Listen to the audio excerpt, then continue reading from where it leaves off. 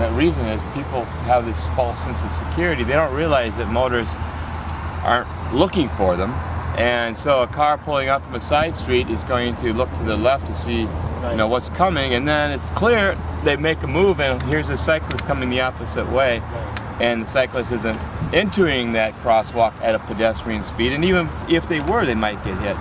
So we know now from looking at all the research that sidewalk riding is not a safe place to be unless you're willing to really move at more of a pedestrian speed and really stop almost at every intersection and you know, be very cautious. So when I ride, I do ride on the road,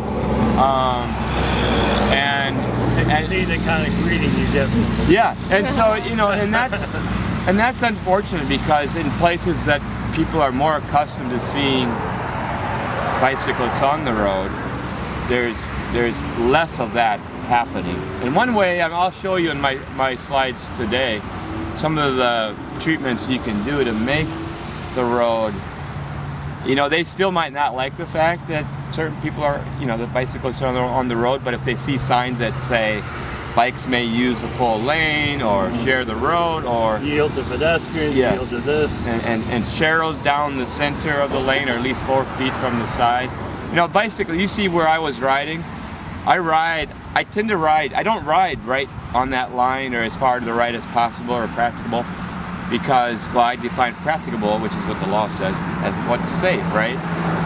You need some room to maneuver, you need to stay away from the debris, but more importantly, when you actually are riding close to the curb, the motorists are trying, you're not doing them a favor, because they're trying to decide, can I squeeze by that bicyclist still going at 40 miles per hour?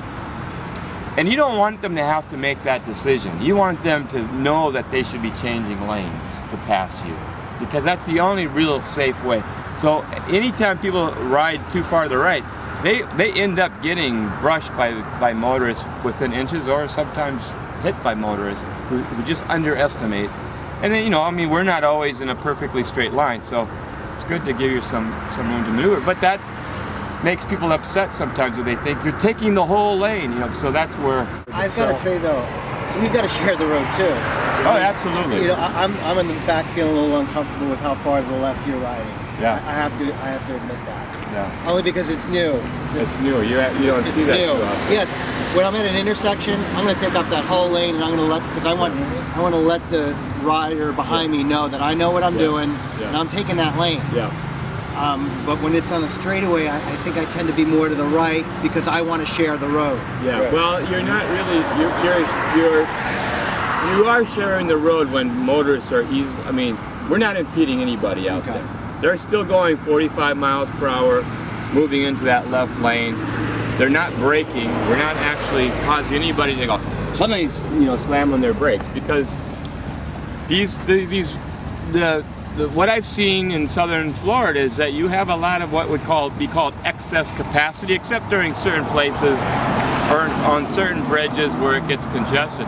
But for the most part, people are able to go 45, 50 miles per hour because you have much more pavement than you really need, and that encourages high speeds. And the lanes are much wider than they need to be. So what would be much better is you narrow up those lanes to 10 feet wherever possible, and then you can provide at least some sort of shoulder or a bike lane. I agree. That would work so much better, and everybody would get along with it. But I had this experience yesterday on McGregor.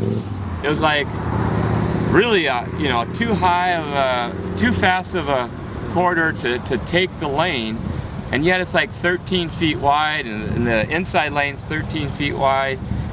And so I said, okay, I need to just be over as far to the right as possible. And sure enough, people are like trying to just whiz by me, and they're not giving me my 3 feet at all. And even at those speeds, you need more than 3 feet when they're passing. I mean, 3 feet passing is really what we need to emphasize. That's a minimum. And that really is applicable when people are going 30 miles per hour maybe. But when they're going 50 miles an hour, I want them to take, you know, I want 5 feet, right? Because it's not safe. But you got So to as soon as that happens, educate right. the driver as well as you have That's to true. educate.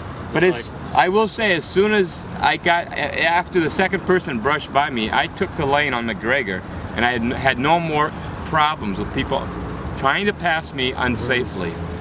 So so my rule of thumb is, you don't ever compromise your safety for somebody's convenience. And you don't compromise their safety for your convenience. So when I'm on a off-street trail, I'm always yielding to the pedestrian. I move out of the way, I slow way down. It's like my need to get somewhere fast is less important than their right to that space at that moment. And they have, it's first come, first serve. That's a traffic principle. When you're in a space, nobody can take that from you, whether you're on the street or you're a pedestrian walking down a path. They have the right to be there, and you have to sort of go out of your way to avoid them. And that's the same thing with our situation. But that requires education. And sometimes bicyclists, we're our own worst enemies because we're perpetuating myths that actually are causing more dangerous situations. So myth number one that we've heard from day one is, that bicyclists should ride single file, be as far to the right as possible. Being as far to the right as possible is the number one cause of crashes, both for just cyclists, not bike crashes always. Sometimes it's because that's where all the debris is, and all of a sudden you see glass or something, and you suddenly try to swerve to avoid it, and then you end up in the travel lane, and people don't expect that happening. But also because motorists pulling out from side streets are less likely to see you. If you're in the door zone, somebody opens their door. All kinds of issues that are associated with being too far to the right. So we have to be assertive. We also have to be courteous and willing to share the road. So if we see that, hey, there's 3 or 4 cars behind us, they can't get around us, I basically pull to the side and wave them on, and then get back into that roadway and let them go. And so that's like, I'm still controlling the situation for my safety, but I'm also showing that I'm courteous. I'm not trying to deliberately slow them down, but I want them to know that, okay, here's a safe space for me to pull over, and then wave them on, then get back and control that lane. But it's hard to do, and most people are not going to do that. And that's why we need to get facilities that will work for everybody and make people feel comfortable out there.